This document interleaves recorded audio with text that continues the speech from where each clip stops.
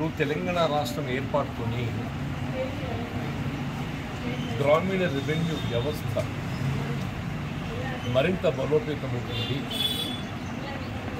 ఇటు revenue records అమలు సంబంధించే కానీ గ్రామీణ ప్రాంతంలో ప్రభుత్వ పరంగా పర్యవేక్షణ చేపట్టడానికి ఏదైతుందో రెవెన్యూ అధికార యంత్రాంగం బలోపేతమవుతుందని చెప్పుకోవాల్సిందే.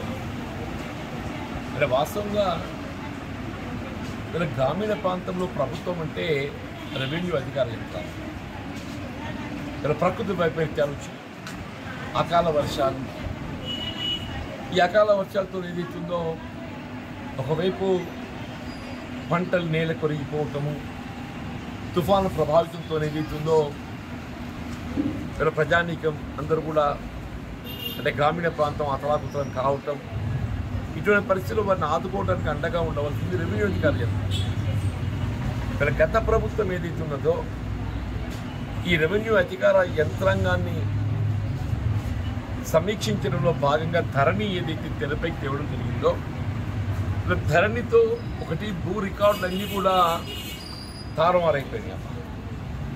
ఈ భూ రికార్డు తారుమారు కావడంతో ఏదైతుందో అసలు ఎవరి యాజమాన్య హక్కులు ఎవరు కలిగి ఉన్నారని కూడా అది వివాదాస్పదమైంది. ఇక్కడ గ్రామీణ ప్రాంతంలో ఉన్నటువంటి ఒక రెవెన్యూ అధికార యంత్రాంగం, ఇక్కడ విలేజ్ రెవెన్యూ ఆఫీసరే కానీ విలేజ్ రెవెన్యూ అసిస్టెంటే కానీ వీళ్ళు ఒక విధంగా ఇటు రెవెన్యూ శాఖనే కాకుండా ప్రభుత్వాన్ని మూల స్తంభాలు అమ్మంటుంది. ఇక్కడ గ్రామ స్థాయిలో village revenue officer, village revenue assistant వీళ్ళు పాలనకు మూల స్తంభాలంటున్నాను.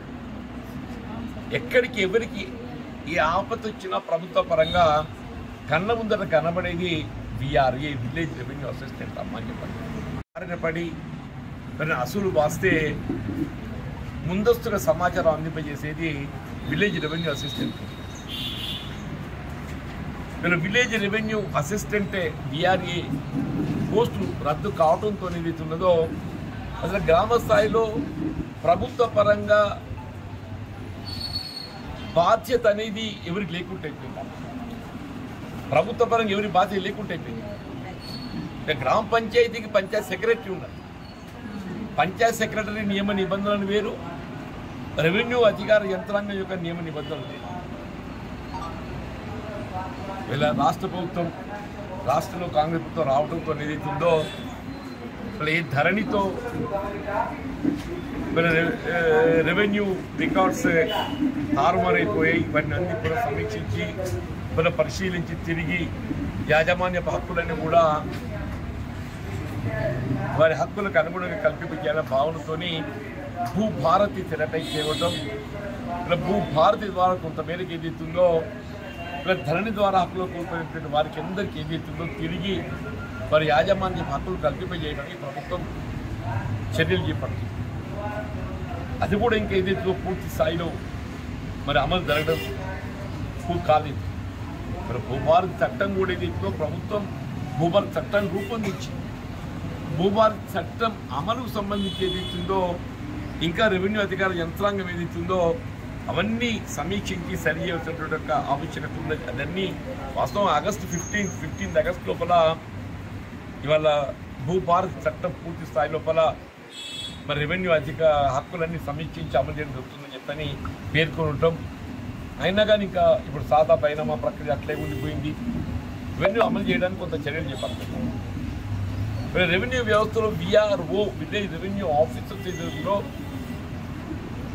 వాళ్ళ గతంలో అయితే వాళ్ళ శాఖలు బదిలీ చేశారు, ఇతర డిపార్ట్మెంట్స్కు వారిని బదిలీ చేశారు విఆర్ఓ సర్కార్. తిరిగి విఆర్ఓ వ్యవస్థను పునఃప్రతిష్ఠించే విధంగా మళ్ళీ వాళ్ళ యొక్క ఆప్షన్స్ కోరి వాళ్ళందరినీ కూడా ఏదైతే ఎవరైతే రెవెన్యూ డిపార్ట్మెంట్కి తిరిగి రాదాల్సుకున్న వారందరినీ కూడా వాళ్ళ యొక్క కాన్సెంట్కి అనుగుణంగా తిరిగి చేసుకోవడం. ఆ విఆర్ఓస్, విలేజ్ రెవెన్యూ ఆఫీసర్స్ వాళ్ళు డెక్టర్కి గ్రామ పంచాయతీ ఆఫీసర్గా పిలువబడుతున్నారు.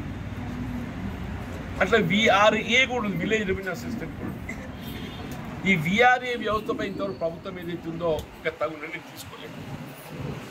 ఏ విధంగా విఆర్ఓ వ్యవస్థను తిరిగి పునఃప్రతిష్ఠింప చేయడం జరిగిందో విఆర్ఏ వ్యవస్థను కూడా పునఃప్రతిష్ఠించాలి. అప్పుడు ప్రతి గ్రామం లోపల మనకు ఒక విఆర్ఏ ఉంటే ఏ సమయంలో ఎవరికి ఆపద వచ్చినా ప్రభుత్వ వైపరీత్యాలే కానీ ఇతరత్ర కానీ ప్రజానీకానికి అందుబాటులో ఉండి ప్రభుత్వాన్ని ప్రతినిధిగా పనిచేసే అవకాశం ఉంటుంది. మళ్ళీ విఆర్ఏల గతంలో కూడా ఏదైతుందో 61 సంవత్సరాల లోపు వయసు కలిగిన వారికి అందరికీ కూడా ఏదైతుందో వారికి ఉద్యోగ భద్రత కల్పించేయడంలో భాగంగా గత ప్రభుత్వం వారికి ఉద్యోగ నియామకాలు ఇతర శాఖల్లో కల్పించి, రెవెన్యూలో కాదు ఇతర శాఖల్లో కల్పించి 61 సంవత్సరాలు పైబడ్డ వారు కూడా దాదాపు 1400 పైచీలకి ఏదో పడ్డారు. 3700 పైచీలకు ఉన్నారన్న. వాళ్ళ స్థానం ఏదైతుందో వాళ్ళ వారసులకు కల్పించేస్తున్నటువంటి ఒక బాధ్యత కూడా ఉన్నది. వాళ్ళందరూ వాయిస్ మీరి ఉండదు.